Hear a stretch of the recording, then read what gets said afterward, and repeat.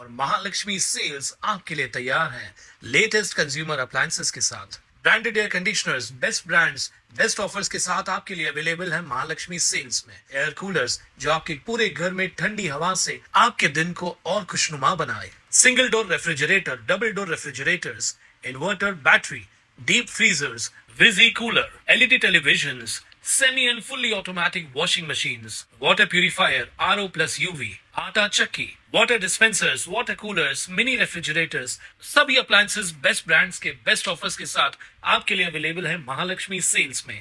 उल्हासनगर 2 येथील रमाबाई आंबेडकर नगर परिसरात जुन्या वादातून 8 ते 10 जणांच्या टोळीने केलेल्या हल्ल्यात 2 युवक गंभीर जखमी झाल्याची घटना 26 नोव्हेंबरच्या रात्री घडली। तलवार, बांबू आणि लोखंडी रॉडने अनिकेत जयस्वाल आणि पिकाचू यांचा साहिल जोगदंडे उर्फ नोडी यांच्यावर झालेल्या या हल्ल्यात अनिकेतच्या डोक्यावर गंभीर दुखापत झाली असून त्याला तातडीने मध्यवर्ती रुग्णालयात दाखल करण्यात आलं। अनिकेत जयस्वाल यांच्या तक्रारीवरून उल्हासनगर पोलीस ठाण्यात रमेश पवार, गणेश पवार, आतिश पवार, बच्ची, निलेश, जय उर्फ दादू मोरे, सुरेश उर्फ शिवरिया शिंदे आदी अनेकांविरोधात गुन्हा दाखल करण्यात आलाय। या प्रकरणी वरिष्ठ पोलीस निरीक्षक संतोष आवाड, पोलीस निरीक्षक लक्ष्मण कांबळे यांच्या मार्गदर्शनाखाली पोलीस उपनिरीक्षक रणजित वाळके, पोलीस अंमलदार आशिष पवार, मोहन श्रीवास, सिद्धार्थ गायकवाड, जावेद मुलानी आदी पोलिसांनी आरोपीच्या शोधासाठी मोहीम हाती घेतली होती। आरोपी रमेश पवार, जय उर्फ दादू मोरे, दीपक शेजवाल आणि 2 अल्पवयीन आरोपींना अटक केली। याबाबत अधिक माहिती जाणून घेऊयात पोलीस निरीक्षक लक्ष्मण कांबळे यांच्याकडून। प्रकरण असं आहे की अंकित जयस्वाल म्हणून मुलगा आहे, तो तिथे राहतो। त्या ठिकाणी यापूर्वीसुद्धा भांडण झाले होते दसऱ्याच्या वेळेला। तिथं साधा 2 ग्रुपमध्ये थोडे नेहमी वादविवाद होत असतात, त्यावेळेला आपण त्यांच्यावर कारवाई केलेली आहे। त्याचाच एक मनात राग धरून अंकित जयस्वाल त्याच्यावर परवा रात्री 11च्या दरम्यान दीपक शेजवळ, रमेश पवार, दादू मोरे व इतर आरोपींनी तलवारीने आणि रॉडने हल्ला केला होता। त्याच्यात 2 ते 3 इसम जखमी झाले होते।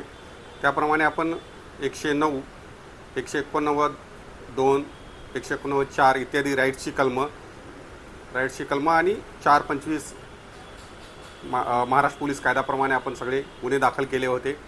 त्यातले 3 आरोपी आमच्या वाळके साहेबांच्या टीमने वरिष्ठांच्या मार्गदर्शकाखाली अटक केलेले आहेत आणि तपास चालू आहे।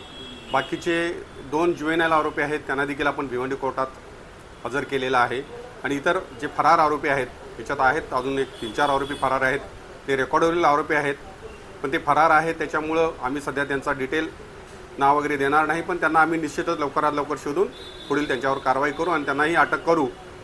आणि आम्हाला पुन्हा विनंती करायची आहे की अशा प्रकारचं कोणीही तिथे दादागिरी करण्याचा प्रयत्न करेल तर नागरिकांनी त्वरित पोलिसांशी संपर्क साधा, तक्रार द्या, कोणी घाबरू नये। आम्ही त्वरित त्यांच्यावर कडक कारवाई करून अशा आरोपींना तात्काळ अटक केलं जाईल आणि त्यांच्यावर योग्य ते कायद्यानुसार कारवाई केली जाईल। सर, हे अटक केलेले आरोपी आहेत त्यांची काही गुन्हेगारी पार्श्वभूमी आहे का? त्याच्यातले हे पवार वगैरे आहे त्यांची गुन्हेगारी पार्श्वभूमी आहे। त्याच्यानंतर त्याच्यात अजून एक महत्त्वाचा दुसरा एक आरोपी आहे, त्याचे सुद्धा रेकॉर्ड आहे। त्या सर्व 2-3 आरोपींचे रेकॉर्ड आहेत, त्यांच्यानुसार त्यांच्यावरही आम्ही योग्य ते प्रतिबंधक कारवाई करीत आहोत। आरोपींना न्यायालयात हजर करण्यात आलं असता न्यायालयाने 1 डिसेंबरपर्यंत पोलीस कोठडी सुनावली आहे। Bureau report, Swanand media, Ulhasnagar. ताज्या घडामोडींसाठी स्वानंद न्यूजला सबस्क्राइब करा आणि बेल आयकॉनवर क्लिक करा।